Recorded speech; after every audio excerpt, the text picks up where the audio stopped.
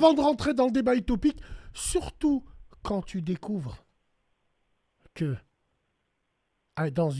dans un pays qui a toujours été bizarre, parce que je me le répète à chaque fois, les deux seules fois où on a envahi la Russie, on est passé par Kiev, comme par hasard.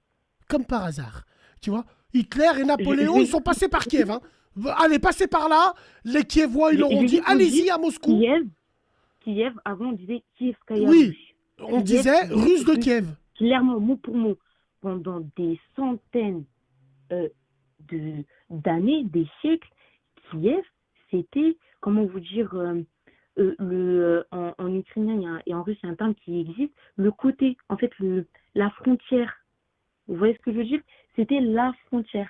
Dans l'Empire russe, ça avait le nom de le côté, sur le côté. Non, Après, sur le c'est possible. côté. En fait, ça a une valeur. Pourquoi la Russie, pourquoi l'Ukraine a une valeur comme ça pour les Russes? Parce que ça montrait leurs frontières, en fait, c'était ça?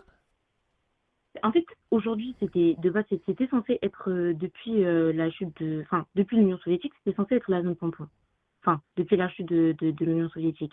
Mais si on revient encore quand Kiev était dit de Russie, le nom que portait l'Ukraine, c'était style euh, la région du côté, la région du côté, enfin la région de l'autre bout.